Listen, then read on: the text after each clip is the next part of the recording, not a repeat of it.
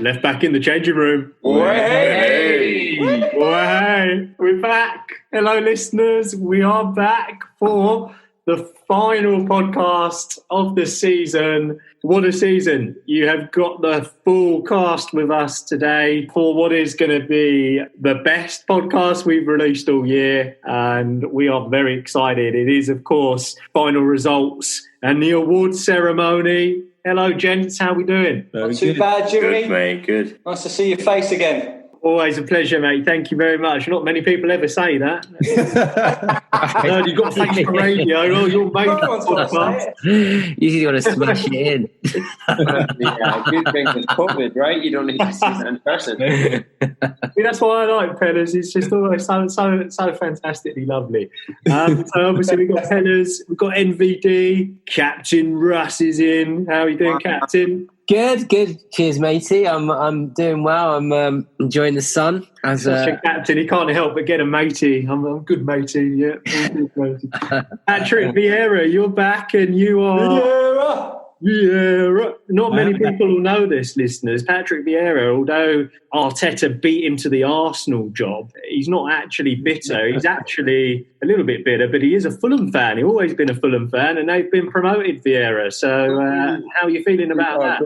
Very good. Like, I lived in Bournemouth for a long time, and they went down, so sod them. So now I've got Fulham to follow. So I could have said Fulham's close to Bournemouth.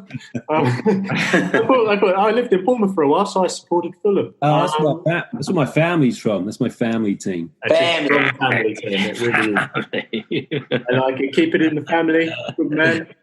And listeners, this is it. I've been waiting for this. It's been a long time coming. We've missed our man. He's been in the Isles of Scotland sunning himself, and now from Barbados he's back. It's Sean, the John Mcginn fanboy. Hey! Hello, Sean. Hey, how you doing? Thanks, guys. I had to follow the Scottish schedule. You know, they called the league early after all this crisis. You know, they just said, "Well, that's it. League's over. Everything as it stands." Unfortunately for Hearts, but I thought I would just do the same, so I had to take the break. But you know, the season's back up and running up here. We're back in training. We've played 4 games already, so I thought it was time for me to make an appearance. Now my fitness is back up. Yeah. And your beloved Hibs are top of the table, I believe. Joint top at the moment. And did I mention that Hearts got relegated? They weren't too happy about that. Is that good for you? You hate Hearts? Me? No, hate's a strong word, James. Hate. True. Is a strong word. Just despise Hearts. So patriotic. He's even got a Scottish suntan. That's got the lobster tan. And I've been sitting in the shade. But good to be back. Good to see all your faces. Absolutely. It's great to have you back. And gentlemen, thank you for joining. Really is going to be a great episode. So I want to kick things off with the final results for our listeners. A couple of weeks after the season, we have had a bit of a siesta. It's taken us a while to all digest the horrendous news that... It was a bit like the US election, right? It was, we were going to announce the results, and there was a recount, and then again another challenge, and the legal challenge came in, and then there was a possible disqualification, but ultimately it came back to the original result, right? It did. It ultimately came back to Rikki Pellegrini, a.k.a. Hey, get in! Come on! He's won it. He's won the league. Just about. I just snuck in there at the end. Wasn't looking like it, but I think, Sean, you're probably on top for 12 game weeks at least, something like that? Save the best to last. The cream always rises to the top, as they say. It certainly has. 2 years running, New York Street Boys League winner Rikki Pellegrini, 2,228 points. Very strong finish from Pellers. Where was that in the world, Pellers? Was it top 1,000 again? Top 100,000 this time, not quite. But I'll take it, you know. I mean, you took your eye off the ball, mate. As long as we're not getting relegated like West Ham. As long as we don't get relegated, I'm happy. Well, you've won it. Sean, you've come second, 2,204. What an improvement on last season. You rocked bottom the season before and you're up to second. You've got to be pretty pleased with that. Yeah. It was a big improvement from the young boys. You know, we put in a lot of effort. We got there. We were inexperienced though. We didn't know how to see it for the final stage. Finished, I believe, top 1,000 in Barbados though. So This is good stuff. Did you feel that you just didn't have staying power? Were you a bit nervous? Did you make a few wrong choices, or were you just like, second's good enough, I'm happy with that? You cracked under pressure. What happened? Have you seen that Pellegrini's face right now? Look at that little smile. Yeah, it's all over it. I've risen to the Wipe top. it off. Guys. Wipe it off. Could you possibly I try it while it lasts. 4 more weeks of celebrating. TV adverts asking for money to give to him, his sad face if he had not won? So it was the right thing to do. It was fair. No. True. I think we all did that. Yeah, we all allowed him to win. You made it, He was a better made player. it closer. Yeah, kept his head. There was 4 weeks in a row that I forgot to change my team after the COVID because I got confused with the fixtures, and Rikki was on the ball and made no mistake. Rikki from fifth. The old Rikki from COVID fifth, I heard you all say. Do you remember? Halfway through the season, that just got the fire up my belly. You know what I mean? Since then, I was just it's going so for it. funny. That really is funny because you were Rikki from fifth position and you were below all of us. Yeah, it's an incredible turnaround. I forgot about that. I had nightmares that weekend. I just couldn't stop thinking about that. That was it. I just had to turn it around. Do you know what I mean? I was eating all those sausage rolls, mate. Started, those rolls. It's depressing. Depressing. Fifth. It really is. Sorry, whoever finished fifth, but thanks, mate. Thanks. Don't remind me. Giving away the spoilers, boys. Giving away the spoilers. Congratulations, Rikki. Well done, Sean, for second. In third position was the man on the ground in LA, Captain Russ. You managed to... That's how much a third position deserves. It's just like a sneaky one. You did. You sneaked your boat in there. You did the old parallel park. I did. Reverse around the corner. You picked up a third. Going like the clappers. Yeah.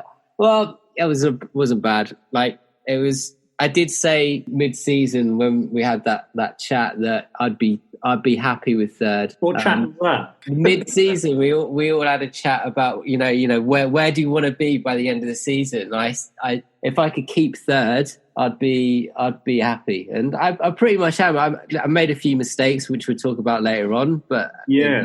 Captain, weren't you top for a while as well early on in the season? Yeah, one week, mate. 1 week.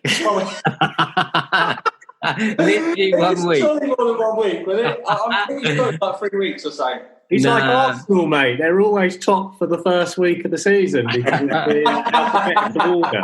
Yeah. Well, it's second the season before, third this season. So I'm glad you kept third, mate. But I didn't realise that we had a chat. It sounds like it all got to you, and you must have gone for some therapy, and you're confusing that with a chat with us lot. So I'm glad it meant that much to you. But it did.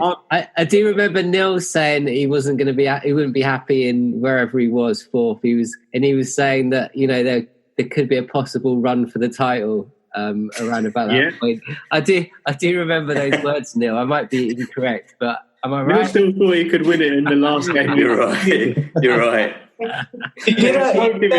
Neil did have a good, just as we came back from COVID, weren't it? I had a good restart, and then just we'll come on to that anyway. But NVD had that maestro touch where he put the West Ham lad that knocked 4 in. Antonio. Yeah,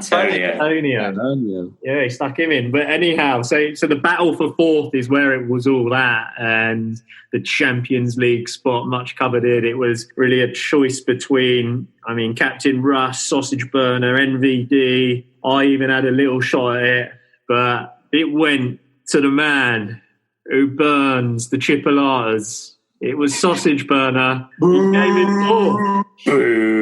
He took you last week of the season. NVD, he's taken you. You come fifth. You were 5 points behind Sausage Burner. He got 21.53. He was 12 behind Captain Russ. Captain Russ 21.65. But Neil, what happened? 5 points behind Sausage Burner. You got honestly, it was last day of the season, and I went into full Claudio Ranieri mode and tinkered with my team every single hour until the game week deadline, and it was just shambolic. Absolutely kind of just shit the bed on the last day of the season. And I was in third. I was pretty secure, just needed to kind of have a quiet finish, but couldn't really hold it, and that's it. Couldn't hold it in.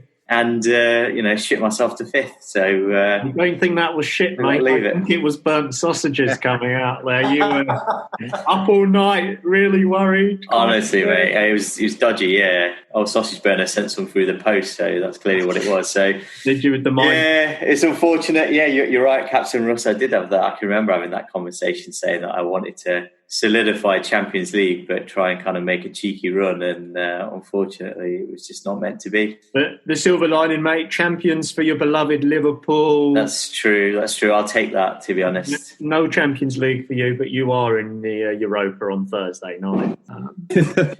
Channel 5. That's what Channel 5 official. Just before Emmanuel. Okay. Listeners, you have to be of a certain age to get that. I know we've got a strong young contingent, so if you're ever wondering what Emmanuel ask your dad. Do a little search. Ask your dad, yeah. Your granddad. We'll just send Captain Russ an email. He's got the DVD box set, whatever you do. Go and Betamax, mate. I don't even know what that is. Okay. Below NBD, it was man of the matchum in 6th position, 21-26. Congratulations, Matcham, the lad from Bermuda. Close to Sean at the moment. Actually not close because he's in Barbados. That's my dog again. Below him, it was yours truly, Jimmy Ferg. I came in 7th position, 21.03. Happy to be above the 2100 and actually finished in the top million, guys. So well done. I'm doing myself disjustice. Top 900,000. Up to 100,000 amongst friends. I'm blowing up the balloons as we speak. Below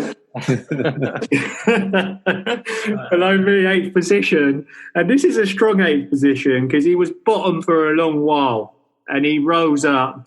The cream slowly rises sometimes, but didn't quite get to the top. It was Patrick Vieira in 8th position. 1996 Vieira. That's a good score. I think that was when you last won the FA Cup, was it? Oh, no, you won it this season, sorry. Yeah, no, it was good. Yeah, I was very pleased. I was probably like bottom of the table for half the season. And then I basically just stopped listening to the advice from you guys. And then I'm doing all right. So yeah, I'm pleased I didn't end up bottom of the table. I believe, tongue in cheek, what really happened is he started listening to our advice and he rose. And also Matty Lawless, who came last, gave up. He sort of he was playing to the end. He was playing to the end. Of course he was. I apologize. As well, he did. Well, he was bottom, so he was 1950. So there you have it, Pellers. You were the winner. The nice thing about it is, with this COVID rearranged season, the next season is coming back around, so we can all put our wrongs right. I think with that said, listeners, we're going to move into the second part of the podcast. It is, how do you put your wrongs right? And we're going to concentrate on your best move and your biggest mistake of the season. So, Pellers, what was your best move of the season? What was your biggest mistake? I think I'll start with my biggest mistake because I really struggled to catch up. It was actually when we was at your wedding, Jimmy. At Lundstrom, and I think it was like 21 points, weren't it, for Lundstrom that weekend? And it was also the weekend where I think Leicester won that 9-1 against Southampton and Jamie Vardy as well. So I think the Lundstrom really killed me, and then just not having any Leicester players as well, because just opened up a wide gap and it was kind of hard to catch up from then. So that was definitely probably the worst choice of the season for me. Taking Lundstrom out in that particular game week was the worst, yes. Or because you had to have it? It just created like a big gap, with that compared and piled on with the Leicester players, right? Because if you had Vardy, you got a hat trick, I think that week. So that just opened up quite a wide gap from me and the rest of yous. To be honest, the thing, though, really, isn't it? Like timing it right. There was a right time to get rid of Lundstrom and then bring him back, but. I mean, that was too early, I guess, in the season when you removed him in my wedding. That was November. He was on form. I guess that really is like the difficult thing, trying to work out the right time to do it. Yeah, I mean, I remember like selling him like after he went on the bench for a week. Yeah. Right? So I got rid of him thinking that was it. And then like he came on and like the week after and scored. So I kind of got rid of him too early as well. It's just, you're right. He's one of those players I think you should have always kept, really, just as a bench warmer. He was cheap, wasn't he? And but like you say, some people were just going all for him when the signs were all there that he should play him because he was obviously